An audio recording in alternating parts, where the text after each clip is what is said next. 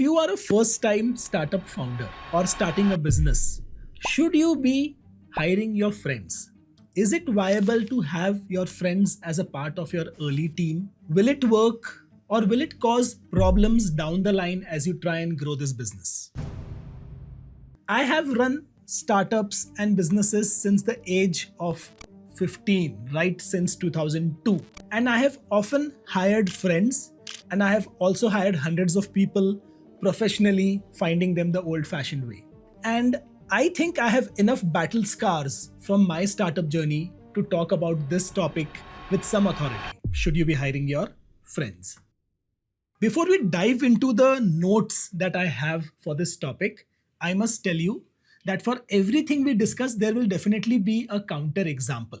Many of you, I foresee in comments, will point me to husband-wife startups which have become unicorn, or two friends out of college starting together and making a big business.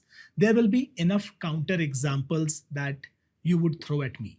But my objective here is to analyze this topic from an angle of what's the most viable or efficient way of doing things such that it does not affect the chances of my business not succeeding. So if I am to do this again, if I am to start all of these ventures again, what are the things that I would take care of? What are the things that I would absolutely avoid? What are the practices that I would want to continue?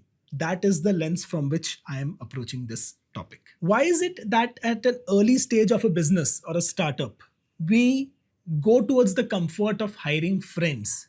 I think there are several obvious reasons. A, you are an unknown entity, unknown brand. You are a nervous founder trying to launch a business, find product market fit. It is a difficult journey. And it's easy to go and hire your friends or talk to your friends to join you in, so to say, what you may call a mission or let's say an adventure. So it is just simply convenient to go to your friends. And the more young you are, especially in college or just out of college, it's even easier for your friends to take that bet on you because they have not had the amount of corporate experience or work experience or as much need to support their family yet that they can take this risk with you. So it is simply convenient to hire your friends. And I think I have done that. And apart from the convenience of just having easy access to people whom you trust, I think startups in the early stage need more trust than systems, or rather startup in their early days do not have any systems or structures. And that's why a lot of work happens with trust. It is more people dependent. And whom are you likely to trust more or depend more on? Especially when you have put everything online and you're running a business, it is bound to be your friends. Or put another way, you are probably more likely to become friends with your early employees in a startup because you are struggling together, you are going through this whole discovery of product market fit together. So apart from convenience, I think whenever I have hired a friend in the early stages of my startup, it has also been to bridge a trust gap that, okay, these are folks I can trust with money, I can trust with information, I can trust with business failures. And one of the biggest fears as a founder is that, hey, I will try something, I will start something, or I will run experiments and it will not work. And the people working with me, will they judge me for this? Or will they quit? Or will they think that I don't know what I am doing? That is a real fear. And I think with friends, that does get bridged to some extent. It's funny that I mentioned that an early stage startup needs trust and there are less structures and systems to take care of things. But you know what? If you look at the highest levels of corporate structures, especially in India, you will find that the people around in top management are often friends or people the promoter has known for a long time. I give this example a lot of times, but without having too much insider knowledge about it. It is about this guy called Manoj Modi, who is apparently one of the top management guys at Reliance. And he's a very simple person from whatever persona I have seen. I'm sure he's immensely talented. In fact, I've heard stories of him being an extremely tough taskmaster and negotiator. But I have to also point that he probably went to school or college with Mr. Ambani, and he is right there at the top with him.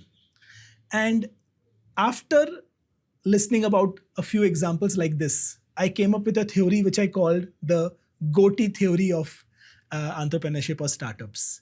That at the highest level, you need people whom you can absolutely bank on, with whom you will get no surprises. And I think that remains true um, in a lot of areas of life, but definitely in an early stage startup and definitely at a successful large company as well. So I think I seem to be heading towards the point that, hey, there is value in having friends around. But the question we set out to answer was, should you hire your friends? I started my business at a very young age, and I have hired friends, schoolmates, college mates, relatives. I've hired them all. And I have made probably every possible mistake you can do while doing this. Imagine running a company where you have someone who has been working since day one and someone younger coming in as a professional employee and being more qualified than this friend of yours you hired in the early days. Don't you think this would cause friction? If your friend is smart, is someone who is very aware, and is emotionally so mature that he would let you promote someone else at a level above himself, maybe it will work. But that does not always happen. We end up hiring friends for convenience, and then it becomes difficult to bring a professional culture into the company. And this shows up in many ways. When I have hired my friends or relatives or people I would otherwise be close to, I have found that I have had difficulties in confronting them when something is going wrong. I have also found at times that their commitment towards the business has been lesser because they were here to support me, to be with me, or because they couldn't say no to me. But they weren't as committed as they would be in a professional job where there are real demands and where they need to show up every day and really perform. And yes, I have to admit, probably all of them were underpaid as well. So it was not as if I negotiated a professional salary with them and hired them, which also is a concern when you hire friends. What is the compensation model? And probably we should talk about that when I come to what's the practical way of hiring your friends, if at all. A lot of times when working with these friends or people whom I am otherwise close to, I have always feared that a confrontation will probably tank my personal relationship with them. Or I have found that my interactions with them were more emotionally charged, or there were more outbursts at them than what would ordinarily be required in a professional workspace. And all of this comes from different handicaps that I discussed. When it is not a professionally negotiated relationship, then you would have trouble holding them accountable, and they would resist being held accountable because you're not paying them a professional salary or you haven't built a professional structure for them to work. If I am to put a structure around hiring someone you know or hiring a relative or a friend, first up is talent. This person needs to be talented, needs to have skills, and needs to be someone who will scale up along with demands of the business. Put another way, is this person someone whom your competitors or your peers would die to hire, would easily hire, would make a job offer to at the drop of an hat? You want such people in your team. Second is to have a clear commercial structure with anyone you work with. What are you going to be paid? Is there a variable? Is there a bonus?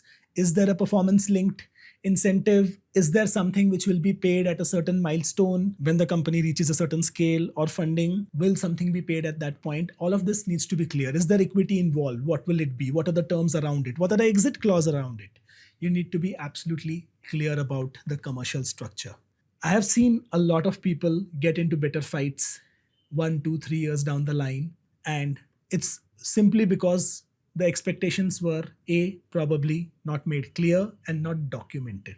I think documentation is extremely important no matter whom you are hiring, be it an intern, be it a professional hire. or be it a friend or family. But if I am to put a litmus test to hiring friends, family, or anyone in your company, I would say do not hire anyone whom you do not see yourself firing or whom you cannot fire. So if you cannot hold someone accountable for performance, and the ultimate level of accountability is to say, this is not working, you need to leave. If you do not see yourself doing that, you should not be hiring that person. Or if you're scared that if you hold this person accountable, you will lose a relationship and that relationship is more important than the business, then you should not be hiring that person. Which also makes me think about a related question, which has often been on my mind as well. Should you be working with your spouse? Should your spouse be your co-founder or your employee? I would say it's far more difficult and volatile than just having a friend.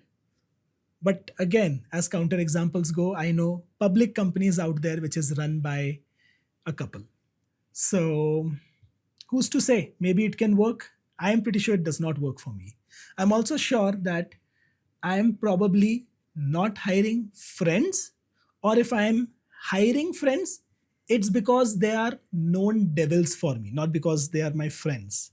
They are people whose strength and weaknesses is very well known to me, and I have the awareness to have a professional relationship as well with them, which is where they can make demands to me professionally and I can make demands to them professionally without the relationship being affected.